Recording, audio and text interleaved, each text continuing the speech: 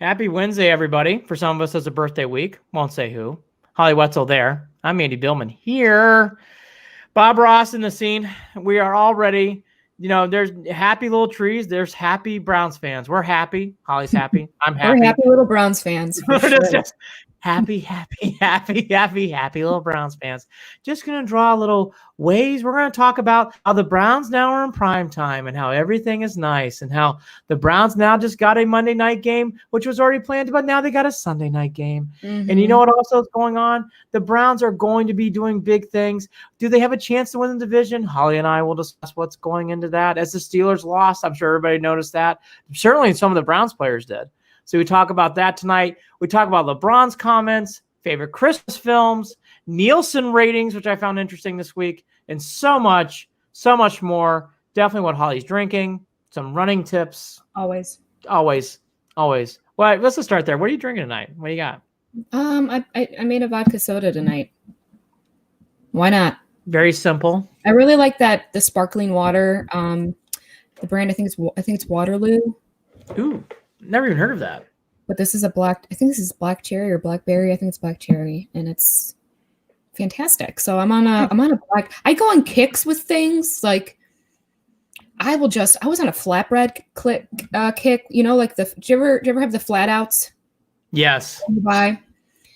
Which are like barely a flatbread, by the way. They're like paper. But I was like at a kick with those for like weeks on end, like a couple times a week, and I would do all kinds of different toppings, you know. Mm-hmm. And I get on these weird kicks, and it's blackberry sparkling water right now, so I'll take it.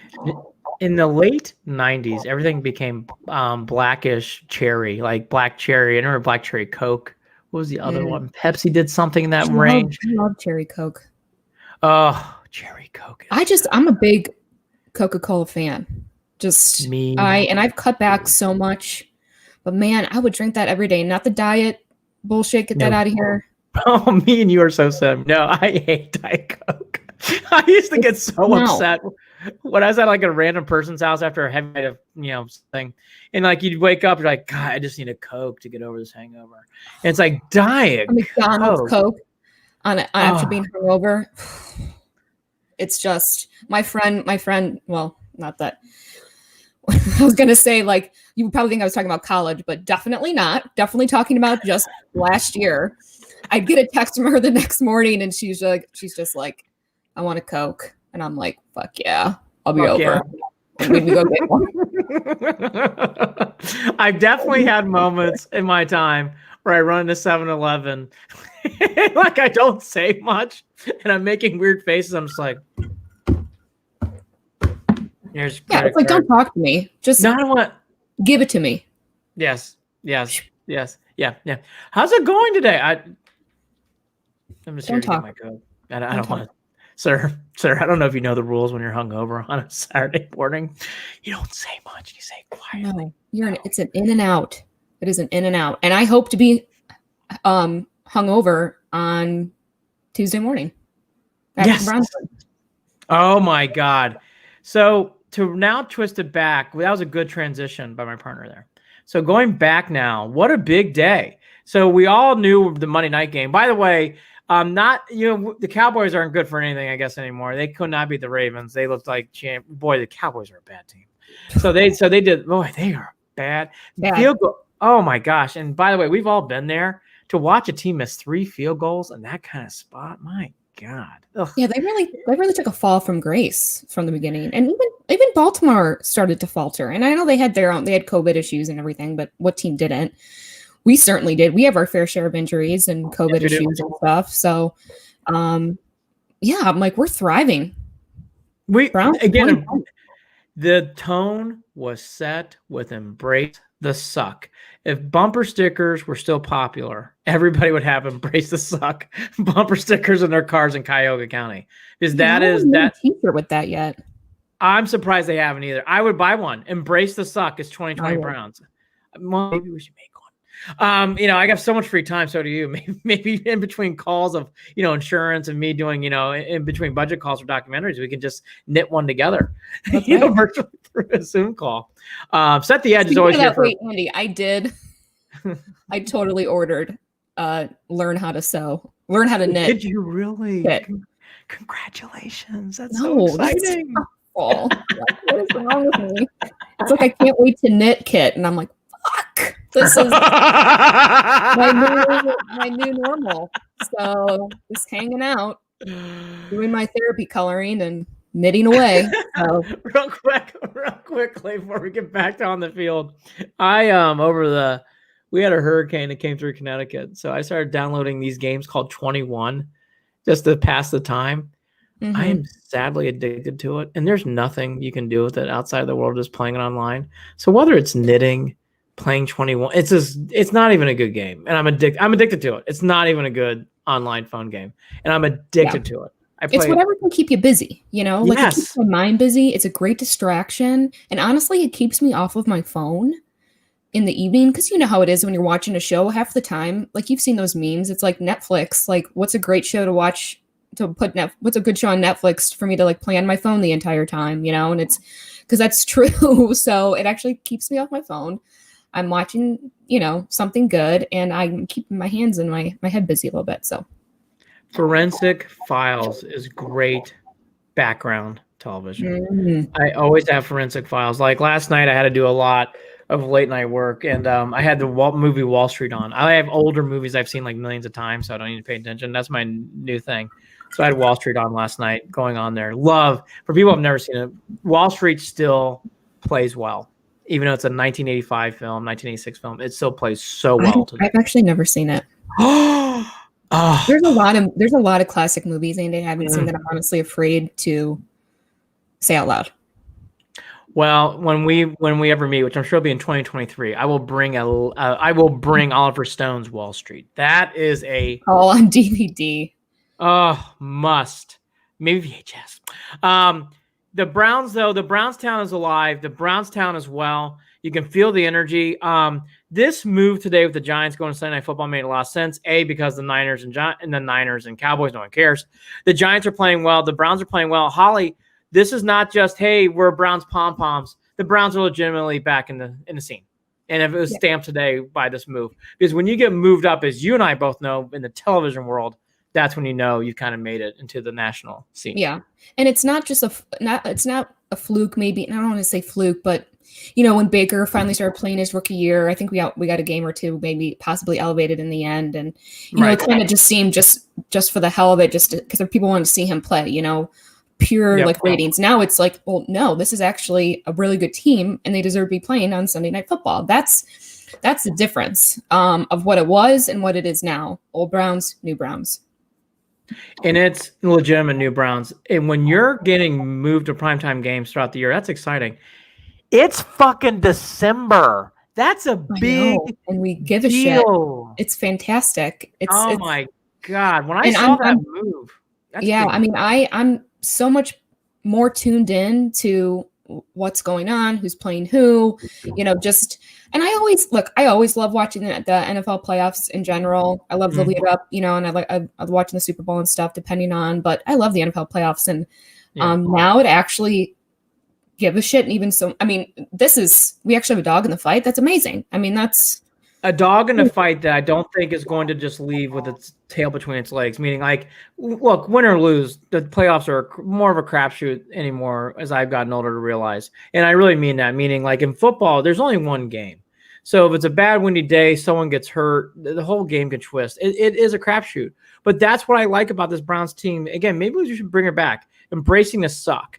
To get into the tournament like this, to what Holly's saying, and she's right, it's exciting. You really do have a dog in a fight. How many teams have we seen in the past? If they've gotten to playoffs, it's like, just if Hoyer plays well, and then if this guy does this, and then if it's a dry track, and then everything, and then the elf comes down, and then we'll win maybe. This time it's like we played through wet track. We can run the ball to victory, and we saw Mayfield, and that's where we should take it. And we've seen Myles Garrett win games, and that's where we should leave it off right there. They have many ways of winning. This is a true team now.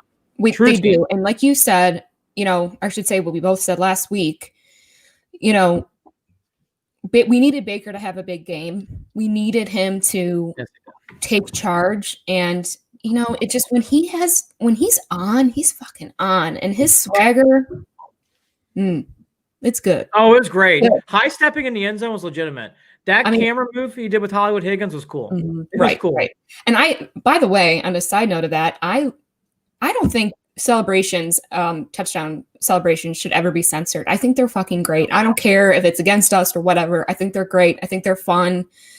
As long as it's obviously not disrespecting anybody.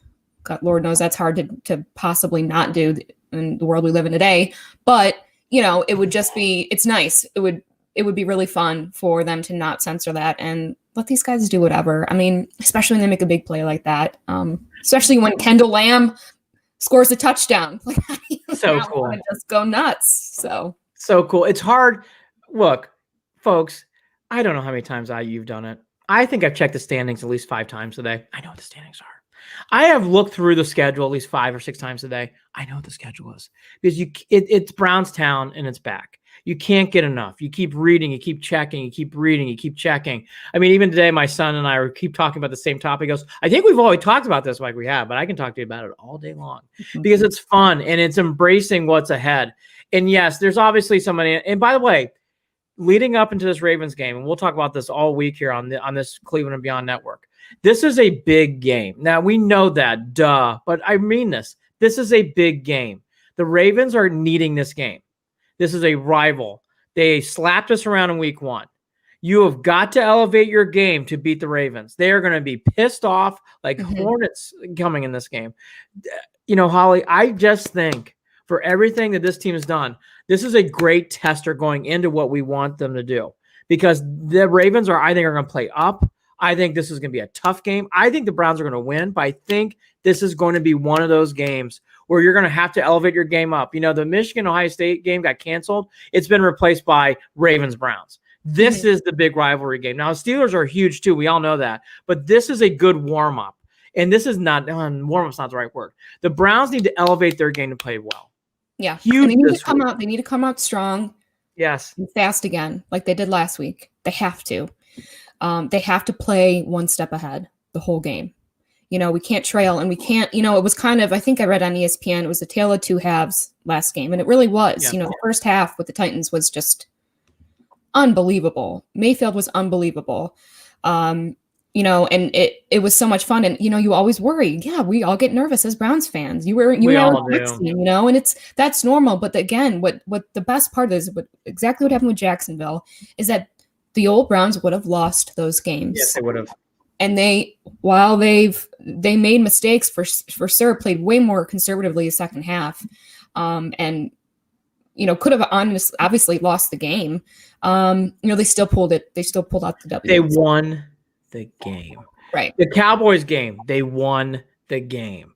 There's been a lot of examples. They've won. They've come through. They've played hard. That is big. Your brother Jim. Stefanski won that game last week. You know what? He is coach of the year. That was a huge win for the team. That, let's go back to Mayfield in a second. Let's get to Stefanski. He got shown up against Tomlin. He got shown up against Gruden. He got shown up against Harbaugh. He showed up, Jim. He showed up, Vrabel. Yeah, Mike Vrabel. Oh, my God. For the Titans to tilt, they tilted. I mean, personal fouls, Henry fumbling the ball. That team tilted in that spot to watch them do that. Yeah, that is so like nowhere to be found. It was unbelievable. I mean, I was really expecting this matchup here with him and Chubb and by the way, it was Baker Mayfield passing to Peoples-Jones. Okay. One more on that. That was the moment I loved the most. Here's why: A, because the Titans just scored and it really pushed back on them. But B, how many times as Browns fans have we seen a player like Peoples-Jones drop the ball, mentally check out? You never even see him again in that game or never see him in the season. For him to get his ass up, play hard, and make that play, Holly, that is the sign of where this team's at, and that is on Stefanski. Right. Really absolutely. Is. Yeah, absolutely. And, Baker made a couple really great comments about Stefanski and the leadership, and they seem to have such a good rapport with each other. Everyone seems on the same page. And I think Baker said something around when a group like us gets that hungry, we're working for the same things. That's when things start to really get special. And it's really starting to feel that way now. It really is. Francona vibes. Like it really, really has that now with Stefanski. Now he has a long way to go, but this is Francona type, scooter type, riding around town, fun stuff. Well, yeah, because we never really knew, there were so many rumors and there was so much drama with the Browns before this season. Every past season, there was so much. There was so much drama. There was bullshit. There was fights. There was people on the same page. There was no trust. It was a drama segment coming out of Berea constantly. It's just not. It's not like that in a year where it possibly could be, just because of how crazy it is, and where there probably is a chance for a lot of trust to be lost, especially with people going out with COVID and just, they really had to look at each other and say, we want this bad. We all got to really actually be on the same page here and stick together and not step out. The one thing that's a misnomer nationally, but it's not a misnomer to us Browns fans, is the Browns they're not young. This team's got a lot of 3rd and 4-year players. And in the NFL, that's actually got experience now. Like, this is not first-year rookie players or second-year guys. Chubb's in his 3rd year. Baker's in his 3rd year. These are guys who are ready and experienced. And to your point, Stefanski has done the right job of pushing buttons. I see your brother Jim again. Best play-action pass of the year, the first down, big run to Peoples-Jones. Agreed. And what, again, I love about that moment, the Titans had just scored. To give it right back to him, to see that aggressive, that was okay, one more thing. How many times have the Browns in those kind of situations 3 and out after a big score by the Titans, go down the field, kick a limping field goal, or, kick or miss a field goal? That team this year stepped on their neck and crushed them. When the Titans went back-to-back 3 and outs, they didn't just punt the ball, touchdown, bam, Hollywood Higgins, Chubb in the half, bam. They crushed them. They suffocated them. That is what I like about this. This team has that. I know we're all Browns fans. We got brown and orange glasses, but I do see something different. I see this team with a killer instinct, and that was a big win. And you know what? To go on your comment 5 minutes earlier, Mayfield, to me, I can't speak for you, but I'll speak for me.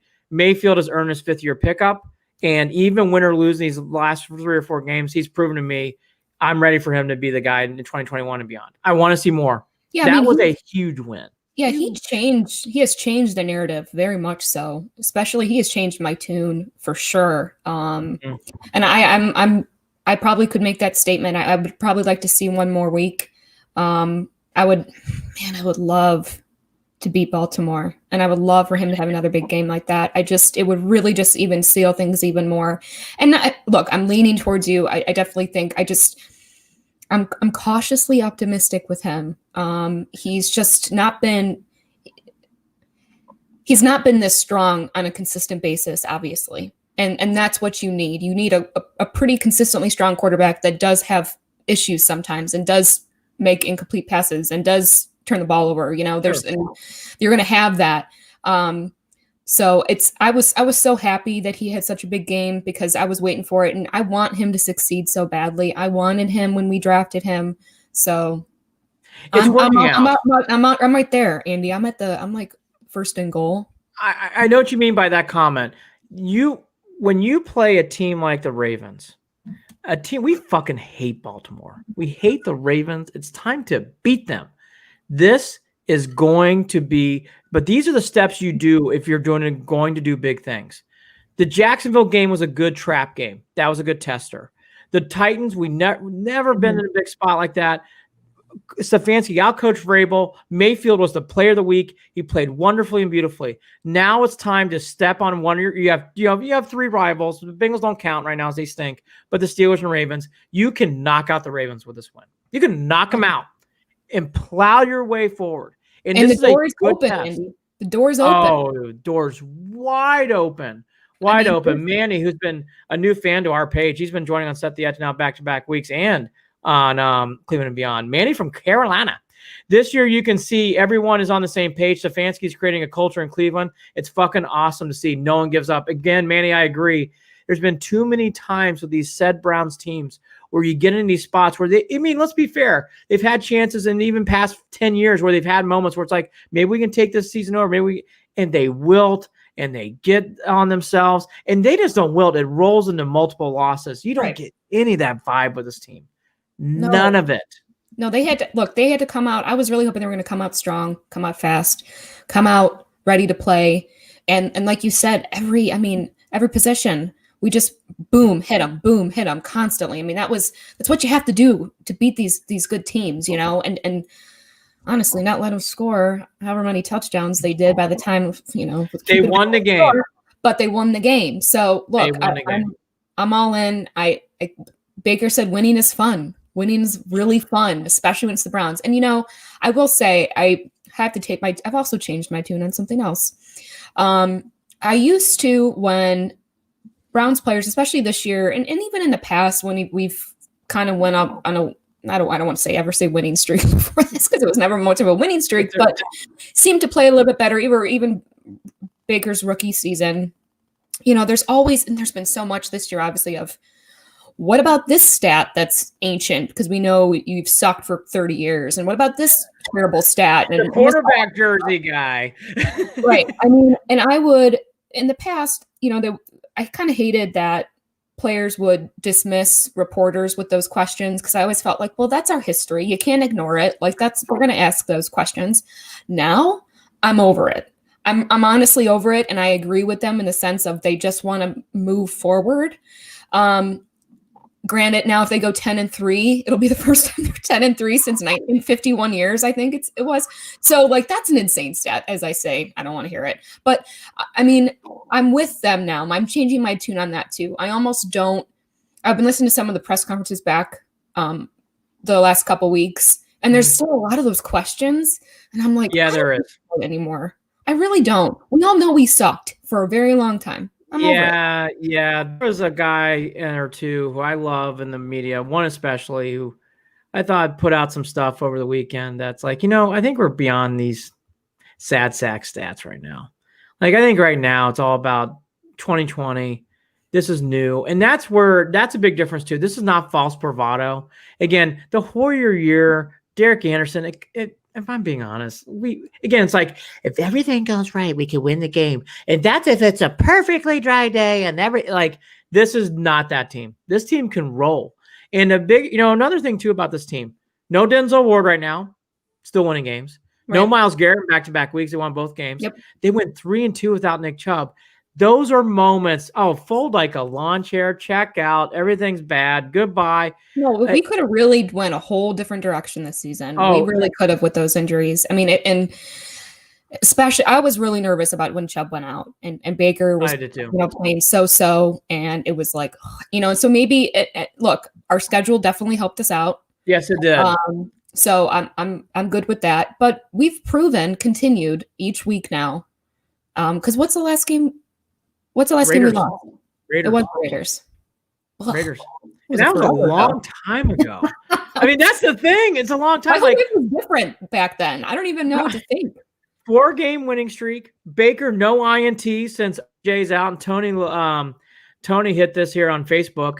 This is a different Browns team. We agree. Though their line is on point, protecting Baker and opening the holes for Chubb and Hunt. Yes. Your brother's right too. He put it all together. Yeah, Stefanski and Jimmy hit it, and it's so true. He's just been unbelievable this year. My only concern now is the defense. Okay, we'll get to that. We've learned how to win. Hopefully, it doesn't fall backwards. And other things, the OBJ distraction. So let's take the defense and OBJ, because that's been a topic. And he came on a podcast this week and said some stuff it's good. It's back page stuff. Thank God. Normal years with a bad team, it'd be front page, but the team's doing so well that the OBJ stuff's making back page. First, the defense.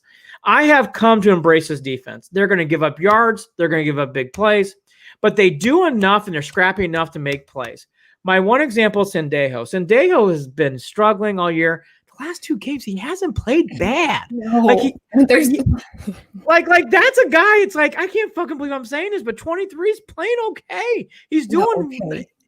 Look, he's right. He's not shitting the bed every single time. But Holly, how many times have we said in Browns? It's like 23. It's like, like he's actually made enough plays the last 2 weeks. It's like he's not playing terribly. He's made an impact on games, and that's where it's like that's come a long way. Talkie, who couldn't sniff things at times before he came out with COVID. He had a wonderful game against the Eagles. Made a big first half, pick 6.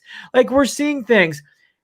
Olivier Vernon stepped up his game. The 2 games that Myles Garrett was out, he played really well. Richardson was unbelievable. He's been steady, Eddie, but he had an unbelievable day on Sunday. Yeah. Well, our guys are stepping up where they should be. That's right. That's all you can ask for too in those situations. That you need them to step up where they could just at least to get the job done. We may not be pretty. There's been a lot of wins, but like you said, they win. They win. And you know what? That builds.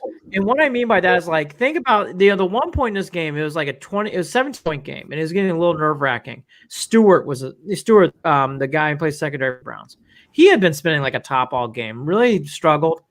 In that spot, though, when the ball's tipped, he made the interception. That's been this team all year. When plays need to be made, this team makes plays. And on defense, again, Myles Garrett, Denzel Ward, sure. But it's been glue and tape at times. But this glue and tape is starting to make more plays. It's not a top 10 defense. Right. It's not. But they make plays. And I'm starting to embrace it. I'm actually to Tony's comment. Yeah, we know it's not the 85 Bears or the 2000 Ravens. Right. But they do make plays. They do enough to win games. And I just want to. There's enough to build on to continue to get stronger. Look, you always need a good foundation. And this year has been a really fucking strong foundation. Yes. I mean, there's no other way around it. They're building. And honestly, they've also proved too that you can have a winning season with a first year coach. And if it's the right one. And I think we're getting proven every week more and more that Stefanski is probably going to be the guy. I mean, barring anything crazy, right now he's building a great foundation. No, agreed. And Tony, I hear you. I let me put it in proper context. I know you weren't saying bad defense, but I just think they need to be sharper. Tony's saying on Facebook. It hasn't been great, right? They've done just enough. Right. It's not going to hold up with the really good teams. Well, you know what the funny thing is? It did against the Titans because your offense exploded. The Browns seem to be opportunistic on how they play. Right. Yes. Right. Stupid penalties that put us in bad situations at times. I agree, Tony. I'll be fair, though. Like, that's a very fair point by Tony. I've seen other Browns teams be far worse with the penalties. And they've had a little bit of that, and I will admit, they've been more in the penalties. But I thought the flag-happy refs have played a part in it. I thought the refs were very flag-happy in the second half. I really did. I thought a few of those flags were just unwarranted. And by the way, you can throw a flag at Myles Garrett for if someone's grabbing his face mask and pulling him down. You're allowed to throw the flag, too. I believe. And do you think that they practice their flag throwing? Like, it is so just like pristine and like they have to juggle. The one referee was definitely playing a theater with this flag. He was. Definitely a little dramatic from because I'll talk about the Crown later in the show. But yes, he was definitely theater to what you're saying. Yeah. Now, for people who have not listened this week to media today, it came out that OBJ was on I think it was Patrick Peterson. He was on a podcast and he was talking about how he was upset he got traded away from the Giants. And, to be honest, it's the same banter we've heard from comments in the press, whether you're reading it and whatever else. Here's my point about OBJ. There's two roads. One, I don't know why he keeps talking about the Giants. That is weird to me. I think that's very, very, very strange in a year where your team's playing well. You're talking on a week where you're injured for the year. You're still talking about the Giants. I find that to be very bizarre. It is. Talk about wanting to move on and look forward. I mean, I'd be pissed if I was him in that sense of like, why do you keep asking me about the Giants? I don't play for the Giants anymore, or even wanting to even entertain it or trying to bring it up in a conversation. I mean, that just doesn't. It is weird. It is weird. It's weird, and OBJ needs to not talk about it either. OBJ's got to be like, I don't want to talk about that. I'm on the Browns now, and he does not close that door. He opens it up and talks about it, which is so weird. Yeah, and speaking of him, isn't it just so strange? I mean, he's been gone how many weeks now? Since the Bengal win. It's almost like it feels like a century ago. Yeah, and I forgot. I was a big OBJ proponent, and I still am. However, like Wetzel and Mayfield, I'm starting to lean in the other direction. And I want to see more this year, and I want to take more pause. And a guy's allowed to have some moments in a podcast that are awkward and doesn't define your career. However, Mayfield has not thrown an interception now since the Bengals game, and now he got hurt. It is interesting. It is interesting. Look, you got to have a chemistry. You're not going to always like everyone you work with, but there are people that make you better, that you enjoy working with, that make you stronger. And maybe they just don't have, maybe that chemistry just isn't as strong. And that's okay. That doesn't mean it's bad. Doesn't mean there's drama around it. It just means that he meshes with other wide receivers. That's all. Yep. I agree. Manny again. Do you think OBJ will be back, or do you think they're going to trade him? I agree with what Tony Grossi's been saying, and it's all about sometimes the contract. OBJ's contract, he's going to be back for the Browns 2021. They're going to do what makes the most sense, which that probably makes the most sense. Financially, first and foremost. Always it's a guaranteed contract. He's coming off an injury. You're not going to get much trade for him. Right. I think he's coming back. I will be honest. I think 2022 is a different story. Yeah, we'll see what happens. I was gonna say, I think we're gonna see what happens. Jimmy Westall, I agree. Tony again. OBJ, such a talented athlete, mentally toxic. Humble yourself, man, and improve yourself on the field. Tony, I actually agree with you right now. I think OBJ, if he goes on podcast stuff, should talk about the team on the field. I wouldn't be talking about the Giants stuff anymore. I think it's time to move on from that. And when it comes to the stuff on the field with him playing, it is interesting to watch his team, and you don't miss him. I hate saying it, but you don't. I know. You just don't. Higgins is playing well. Peoples-Jones is playing well. Landry's playing well. Mm-hmm. I don't know. I don't know. He may not just be a right fit here. He could be a good fit somewhere else. What happens, And some players come here and thrive. Yep. Sometimes. Yep. I think the greatest thing about this topic is back page and next year. And I really mean that. Like on a normal we actually have something to talk about. Like winning and playoffs. In a normal year, that story would be the headliner on Set the Edge and in any other podcast, but not today. It's more back page, more banter, and I think that's good. The one thing quickly that I do want to hit upon too, we talked about Mayfield, and this was done by Cleveland.com, so I'm going to quote their stats, even though I think you can get this anywhere. Mayfield is now 11th in the QB rating, the NFL. He's almost in the top 10. When I read that, I paused, Holly. So it's like, that is how far he has come. That's how much he's really, he's really on it. There's still games to be determined and everything else, and I don't even know there's not going to be a Pro Bowl game. However, Baker, if he plays well down the stretch, there's an outside chance he can make the Pro Bowl. If you're in 11th in QB rating and you play hot down the stretch against the Ravens, Steelers, and Giants, you got a chance to make the Pro Bowl. I hope they don't play the Pro Bowl. No, you can't. You can't. It's too risky and it's not fun. No. Real quickly, we talked about this on the Instagram. For people who don't know, on Wednesday nights on the official Cleveland Sports page, Holly and I do a 10-minute, 15-minute teaser going into the show. But we talked about this, but I wanted to repeat it. So the Steelers lost to the Washington football team. Still weird to say that, but Washington FT. So they lost to them. I presented the case that there's been, and by the way, Myles Garrett, everybody else, I think the road to winning the division, if there is one, is still in the Steelers' hands, because if they beat the Bills on Sunday night, I think everything still plays out the way we thought it was going to play out. Browns are playing for the wild card and everything, and the Steelers got the division. However, if the Steelers lose that game, I think the door's open. But I think it's up to that game. I think they beat the Bills. I think it's still on track. I just don't see it. If they lose, though, I think that door's wide open. Absolutely. That'll totally set the stage for a whole possible different outcome. And it's exciting to be in this talk, and not only just in this talk, but to win the division. I mean, unbelievable, especially with the way that the Steelers have been playing this year. And so there's a huge possibility. I'm excited. I really am. I love Tony's bravado. Tony's good tonight. Yo, Pittsburgh sucks. I agree. The Ravens are one thing, but we've beaten the even Ravens, and then we want to beat the Ravens bad. This game is not cool at all if the Browns lose on Monday night. You cannot lose this game. Can't. The season's been great. You cannot lose this game. Well, yeah, because it's a weird setup for the following Sunday. Yes. It just kind of takes the wind out of the sails a little bit.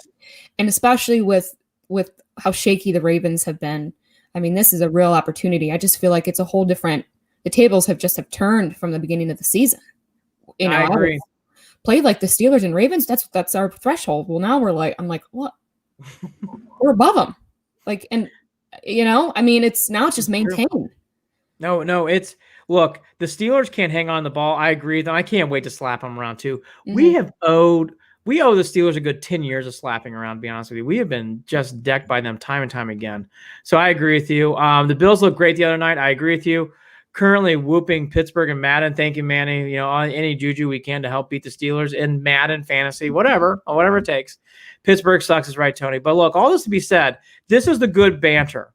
This is the good. How many times would we be doing this podcast? We were doing it last year. It's like, well, let's go down to mock drafts. Let's see, you know, or you know, it's like, well, Cavs are what QB is looking good. What pick do we got? Should we trade up? Should we trade OBJ? Who's this practice squad pickup? I mean, it how many times? But to not have that is just wonderful to see. And to be frank, it is an exciting time. And I agree with Tony and Manny and Jimmy. Look, they have a chance. This team has a real chance. This game on Monday night's not going to be easy, but the go to big places, this is proper. And if they win that game, which I think they will, that Sunday night game is going to be tough against the Giants. Yeah. The Giants are playing for division. They're going to be up. They are playing really well. So this is a good test. I like how this season's been playing out, to my point. It's played out very, very nicely for the Browns. They played the Bengals with Joe Burrow when Burrow was playing really well. Those games, even though they were testers and they were not easy, they have prepared this team properly to win in Nashville and to get ready for the race week. It's been great. Yeah, it has. It's been a great run. Real quickly, again, Denzel Ward, this came out today from Stefanski. Let me get the quotes here and a good old rundown. It sounds like Denzel Ward's still not playing today. These quotes came out today. Where are they? Let me scroll down. Yada, yada, yada. Here we go. Coach Stefanski said nothing new on quarterback Denzel Ward. Today's Wednesday, so he didn't practice. So I don't think you're going to see him this week. Stefanski on Wyatt Teller. Teller does not have COVID-19. He is in COVID-19 protocol, which means if he clears that, doesn't test positive, he will play on Monday night. If they don't, Hubbard is back and ready to go. So that's the latest there. And for people who missed it out there, I was talking about this with Wetzel before we came on the air. Mayfield did win Player of the Week. It's called the FedEx Air NFL Player of the Week. So kudos to him. He deserved it. Yeah, absolutely deserved it. Real fast, I know you want to talk about this, so I guess we'll go down this road. There's been a lot of banter about what was supposed to happen with the Ravens and Steelers and all this stuff, and obviously it's not been easy. Just as an outsider, like the Broncos get screwed because they had all these quarterbacks that sit out. And I'll be honest with you, it's hard. This is the biggest deck shuffle of any of these pro sports leagues. I don't know why. I thought all of it made sense to me. I don't know why. The delays were proper. I thought it made sense. I thought they all did. Like the Ravens were sick. You don't want to get other people sick. They're really playing short week games now. I mean, remember, they don't have the extra day. They played on Tuesday. So they're playing on a short week again. They have a bunch of players out. The Steelers don't look good. So they certainly didn't benefit from the extra time off. So I don't know. I mean, I don't know. I just think everything. I mean, it's not perfect by any means, but well, the one thing it's not, but you got to wonder, you know, look, the Broncos didn't have a freaking quarterback. You know, now I know that how they've been kind of measuring that, I guess, is based on whether or not the team are selfishly breaking these COVID rules. And that's kind of how they're determining it. But one question I saw was raised, like, what if Mahomes gets placed on the COVID list Saturday before the Super Bowl? Does it change? Do the rules change? I mean, that's where a lot of that starts to kind of come into play. So it's like whatever makes sense for that day, for that week is kind of what's happening. I mean, look at Ohio State and Michigan. Yes. And Ohio State in the Big Ten championship game, I should really say. I mean, we're changing up the rules. Now, granted, Ohio State deserves to be there. It didn't matter if they lost to Michigan. They still belonged in the Big Ten championship game. But, you know, those questions start to come into play. Well, okay, what if he does? What if Mahomes gets it? All right. So to your question, here's where I believe now. Now here's what I would do for the NFL. And they've had Treader admitted this week they've had no talk of a bubbleville or a bubble zone or whatever you want to call it. Right now, nothing. Nothing. I would have one. I would for the playoffs. I would have one. Absolutely. There is no. I hate saying it, but there's no fans in the stands for most of these games. I think by the time we get to January, I think the fans will be shut out. I just think the only way. I'm with you. I would really put these teams in bubbles. I would make a couple sites, LA, Arizona, Miami, whatever, and I would just get them ready to play in those sites. I really would. I would not mess around with this. Yeah, it's not worth it, especially in that situation, especially if it's the Super Bowl. I mean, what are you gonna? No, it's not happening. We're all. Well, let's talk about our said Browns. What happens if Chubb gets COVID-19 before the AFC Championship game? Not good. Right. It's a big deal. So I just think all this to be said, even if you're missing home playoff opportunities, you got to neutralize it. You got to come with the Bubbleville. I am very pro Bubbleville. Even if the Browns win the division and that costs them a chance to have a home playoff game, I would have everybody in a bubble. Well, at this point, like you said, there's no one in the stands anyways for more than half of these teams. They're already losing insane gate revenue. They're going to get the major advertisers are going to be more eyeballs than ever before because you can't go to the game. The next best thing is to watch. So it only makes sense, and it would kill the league, the game, the matchup, the advertising, everything if someone like a Mahomes or Nick Chubb are sitting out on a major game like that. I agree. The transition to what Holly teed up here a few minutes ago, let's talk about the High State Michigan game. Michigan sucks. What a cop out, Tony. Here's what I would say. I think this year I came off on this, and my favorite sport is college football. I love college football. I love the Cleveland teams. I love Saturdays in the fall. It's my favorite thing. Here's the thing. I really believe this year this is the one sport you need fans. And it's in one sport you need to have the atmosphere, the alumni, in the Buckeye Walk and Tiger Walk, whatever it is. I thought they should have played in the spring. I know it's not easy. I know it's not lifting. I just felt it's the one sport I would have really pushed back. They didn't. They played. Here we are. I'm not surprised these things are happening. It's going to be very, very strange on having Ohio State, Michigan. I would have made changes on the fly. Kevin Warren has gone through what no commissioner in the Big Ten, like Delaney had nothing like this on his book. However, Kevin Warren's had a rough fall, and the Big Ten has not come off squeaky clean at all. They've looked lost. They don't look like a conference that has their shit together. And whether it's fair or unfair, not leaders, straight up followers. Yeah. I think the Big Ten has a lot to chew on in the offseason. I think that they just be grateful they're making it to these games now. And what I mean by that, it's like the Big Ten championship games happening between Ohio State and Michigan, and it just feels like it's just like a game. If I were Ohio State and these other clubs, I'm a big Purdue fan, obviously, by the flag behind me. There's a lot to talk about in this offseason because the Big Ten has a lot of things to work on. Again, it's been we'll watch Ohio State, Northwestern, sure. Well, Purdue, Indiana is probably not going to happen because of what's going on. I'm a huge Notre Dame fan. Manny's asking. I'm a huge Notre Dame fan. They play Clemson next week. I'll be all over that game. But Holly, to be honest with you, it's been a fizzled college football season. And a big part of it's because Big Ten roots. It just has not been a clean Big Ten season. And there's been so many games canceled. I know. And look, it's harder to control college kids. And by the way, that's a fair statement, and it's fair that college kids do their own thing because they're not paid. It's not a controlled environment. It's an impossible spot. It is an impossible spot. It is. I can't state this enough. I really felt like college football should have been pushed back. I know it fucks things up. I know everything else goes down there, but I think it's very, very tough. Just to go down to Manny Path and bring it back to Ohio State. I am a huge college basketball fan. I see Manny is. I love Purdue. Purdue had a terrible loss against Miami. Manny, real quick, that was a bad loss for the Dukies. Illinois. Okay, I know no one cares. Big Ten basketball is great this year.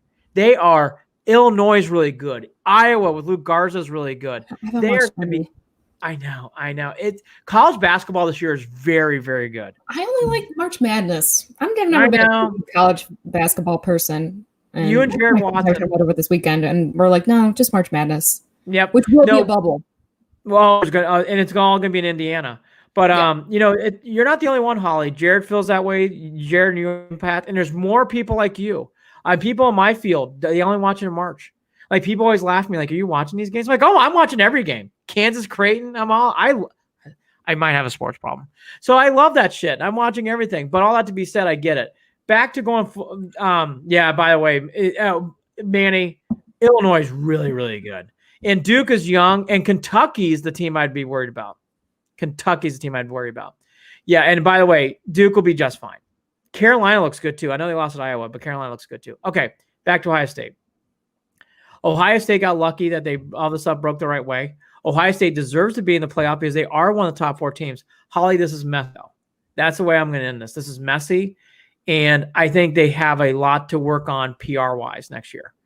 They have a lot of stuff to work on next year. Well, it's just all over the place. You want to give people the benefit of the doubt and trying to navigate this and trying to control the entire situation.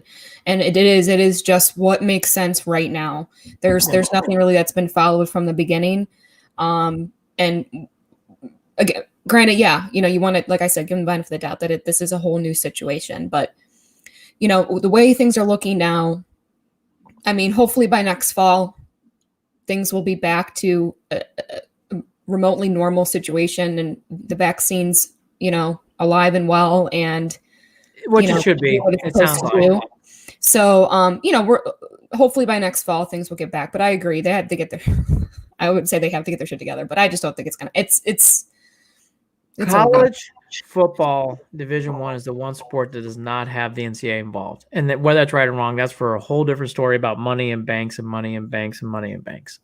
However, they need a leader in college football, and the commissioner from the ACC, the SEC, the Big 10, the Big 12, and the Pac-12 have got to have a bigger meeting in the summer and figure this out. It's a much bigger conversation. College football will be fine. I'm not naive. In 2021, I think it'll bounce back like a rubber ball. I do think there will be some damage on little levels, but I do think things like this is like, it's COVID, so you got to do safety protocols. That is number one. If Michigan has an outbreak, you can't play. All that to be said, it's weird not having Ohio State, Michigan. Yeah, I know. It is weird. It is. It's weird. It is very, very strange. And again, safety first. You got to take care of that. But it is very, very strange. Back to college basketball real quick. Then on to basketball. Manny, I hear you. Illinois is very, very good. Big Ten basketball this year is nasty, nasty talented. Tony, Tony's got a whole bunch of comments here tonight. Love Tony. Want more? Not too fair to our Buckeyes. It should be considered a forfeit. We want to play. Others are too. Keep the fans at home in front of the TV. Here's what I would say. I really genuinely think Michigan's having a COVID outbreak. I think that should be kept in mind. I understand the frustration. I understand there's a lot of debate about what's going on and stuff. But from what I'm hearing, it does sound like legitimate. Like Florida State as well is having some things. That seems to be more on the level of questioning what's going on. I don't know. We're not in Tallahassee. With Ann Arbor and with Michigan, it does legitimately sound like they have real COVID issues. I think you got to take that at face value. Right. I would keep that in mind. I really would. I get it. You're frustrated. Purdue and Indiana probably aren't going to play either, and that's a bummer. But both programs are going through their things too. Tony, I get it. I know how much the team up. You can't even call them Michigan. I can call them Michigans. I don't. I'm a dog in the fight, but I would keep in mind. I think there's more COVID with this than what meets the eye. I really do. And it wasn't going to be different if it was a big decision-making game. Yeah. It wasn't going to be, so. Yeah, I do think COVID's playing a real role in this, and that's why Michigan's not playing. I don't think it has anything to do with wins and losses. I really, really don't. Okay, now, LeBron, speaking about basketball, from Manny Blasdell, bringing up the ACC minute on Set the Edge. So Kyrie made some comments saying, Durant was the only clutch player I ever played with, and I'm thankful to play with him. LeBron went on a show and really talked honestly about, hey, I was really hurt by those comments from Kyrie. And he really went deep with some feelings about how he felt about that. We talked about this on the Instagram account, so I'm going to say it again here. So it's repetitive for people. I apologize, but I want to bring it up. I give LeBron a lot of credit. I thought it was really good. He was honest and real and raw about his comments, Holly.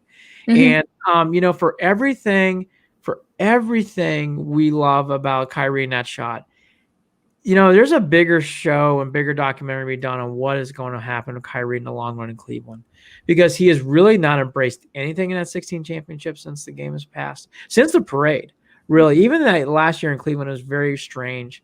So I don't know. I give LeBron a lot of credit. I thought his statements were accurate. I'll let you have the floor now. I mean, I just thought LeBron needed to say that, and I was glad to hear him say that. Those were weird comments. Well, yeah, he wasn't petty about it by any means. He was honest, and now that came back up, I was thinking back a lot to that year and when Kyrie was here, and just he had a lot of people in his ear telling him what he should do, who he is, just blowing up the ego left and right, and his own camp. And when you have, look, LeBron's got a huge ego, so does Kyrie. You put those two together, and neither of them are going to want to back down. And I don't think that's necessarily always a bad thing, but LeBron's not going to play second fiddle to anybody. No, and for sure. Kyrie was going to have to be his sidekick in a sense. Now, Kyrie is no one, to think twice about. I mean, he was fantastic. He hit a huge, if not the biggest game-winning shot. I mean, if we didn't have Kyrie, would have not obviously won the championship. Game 5 in that shot. Things, yes. Right. Yeah. It's just sad that this is how it's kind of transpired because of how special that year was for everyone. But Kyrie's, look, he left Cleveland and all kinds of weird shit started coming out, and he was saying weird shit. He thought I think he was still, he was in Cleveland when he made the flat world. We were the flat world. Oh God, the world is square. He's a strange person. He was going through a bad breakup. He had some weird relationship issues. There's Uncle Drew things, which I never really got that either. Oh, I loved Uncle Drew. You didn't like Uncle Drew? No. Did not dislike. I just never. Maybe I'm just too old now.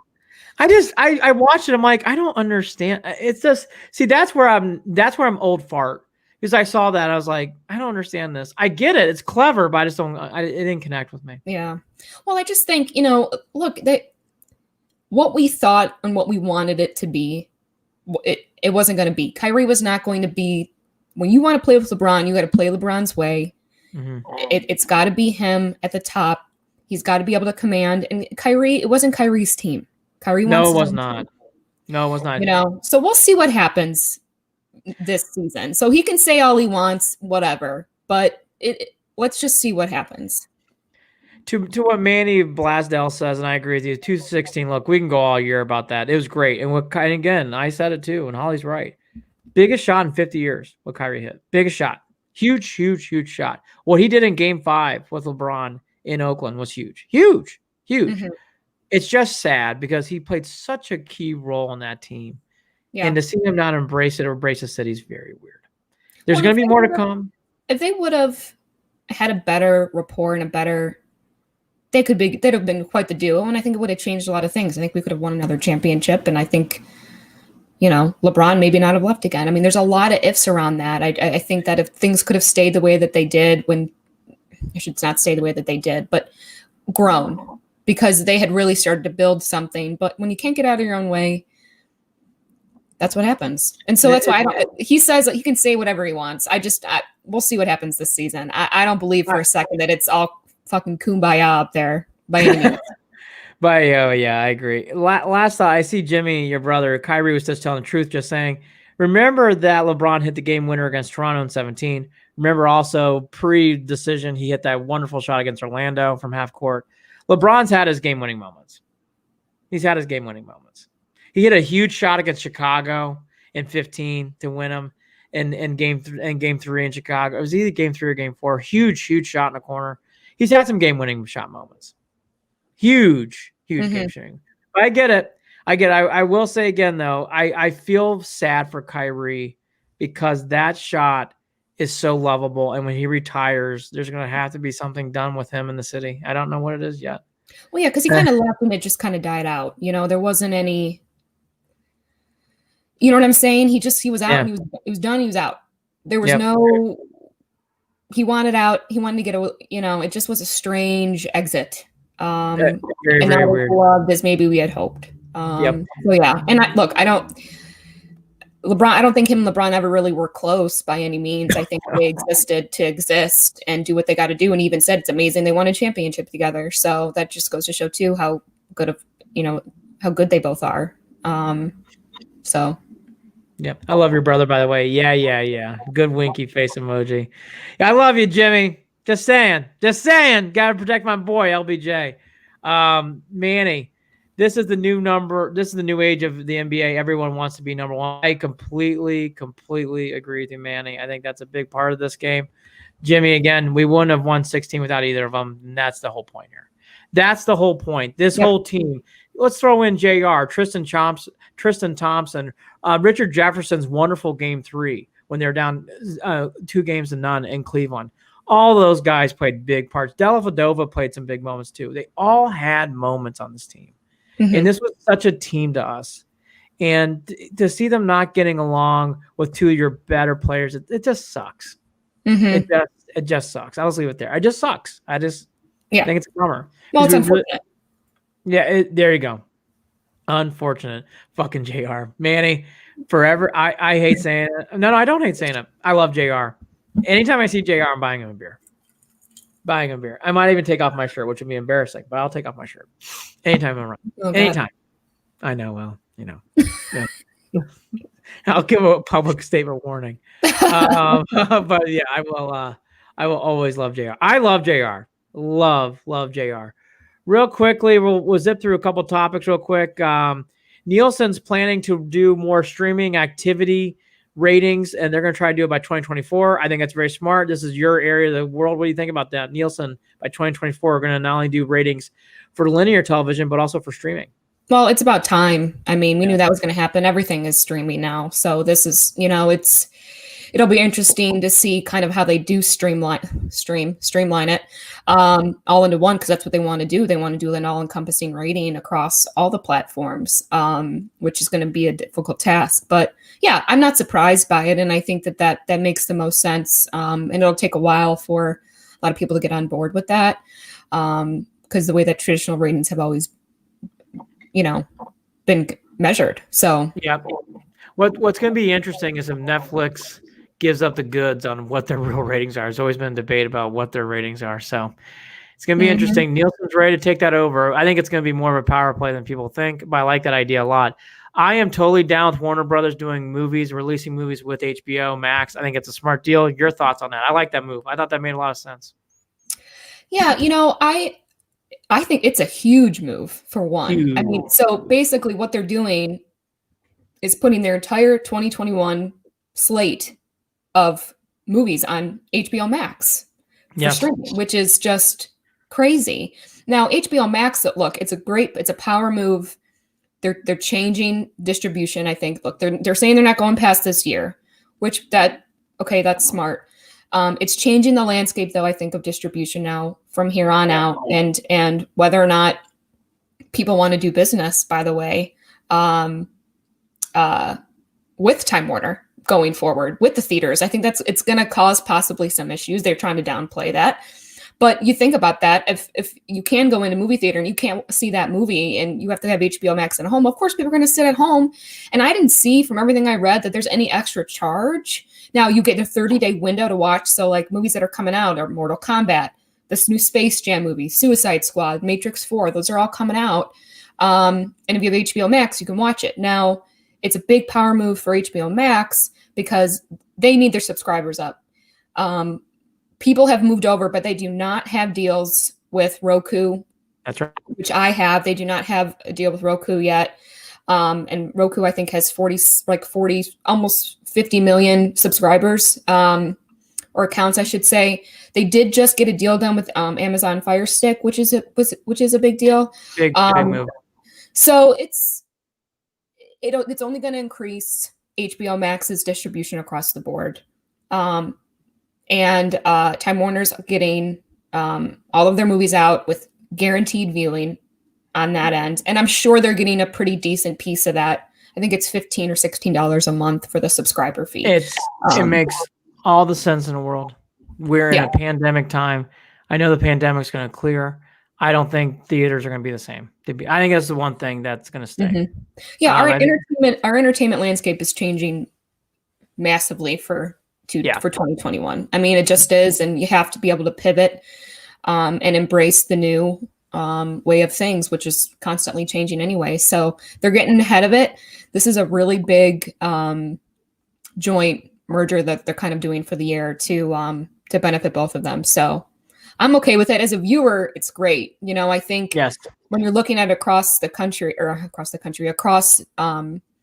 you know, other big players, it's probably a little alarming, and whoa, that's not how we do things. But I think it is how they're going to be this whole year. That's not how we do things. I think Disney doing things on Disney Plus is going to be the new stream. Obviously, Warner and Brothers and Time Warner, all those are one company entity now. They're separate still. But I think that made a lot of sense with HBO. I just do. I just think this is where it's all going. I think it's where it's all going. As your brother pointed out, Wonder Woman's their big sell, and it should be. And that's going to be coming on HBO Max, and I have HBO Max. So on Christmas Day, right? Christmas Day, I believe. Very smart. Very, very. Again, all these things all make sense to me. I'll do more on this next week. We're an hour in, and we should wrap up.